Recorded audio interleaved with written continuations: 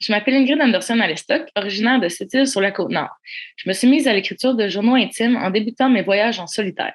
Je veux maintenant les partager avec le monde entier, car mon objectif est de transmettre ce goût d'aventure et cette ouverture d'esprit que j'ai acquise en voyageant seule.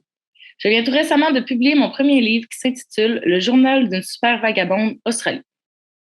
Je vous raconte en détail ce qui m'a poussée à tout quitter à ce moment-là de ma vie pour m'immerger dans un monde inconnu. Je me découvre une passion incorrigible pour le voyage et j'apprends à mieux me connaître à travers tous les gens et les événements qui ont croisé mon chemin. Ce voyage change ma vie et cette soif d'aventure m'incite à débuter une grande odyssée qui se termine seulement des années plus tard. Je vous invite maintenant à plonger dans mon journal personnel et à vous laisser surprendre par plus d'une histoire abracadabrante. Cela nous a pris 3 jours à remonter vers la côte, Kendrew et moi.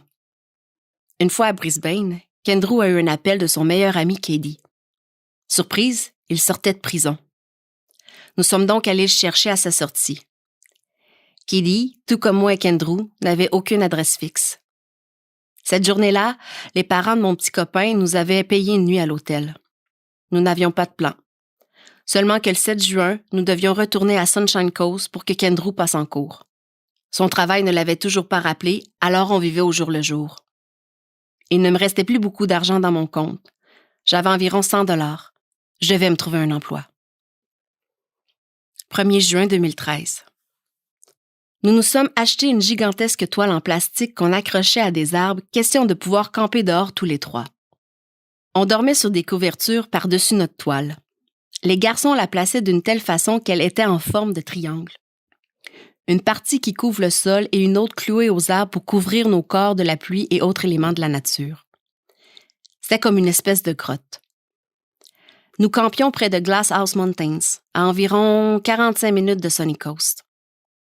J'étais supposée m'être trouvé un emploi à cette date-ci. Les choses n'allaient pas très bien. Il faisait froid et humide à l'extérieur.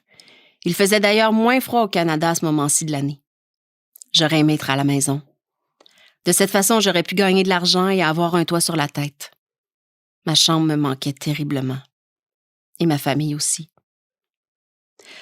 Je les contactais de moins en moins souvent car je ne voulais pas que mes parents sachent que je n'avais ni de toit ni d'argent et que je me baladais avec 2 ex-prisonniers.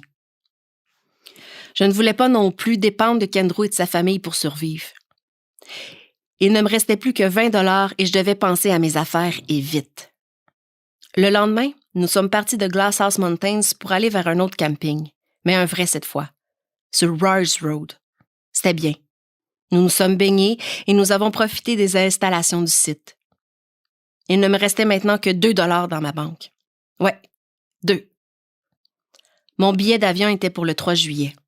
Plus que 30 jours et j'allais être chez moi.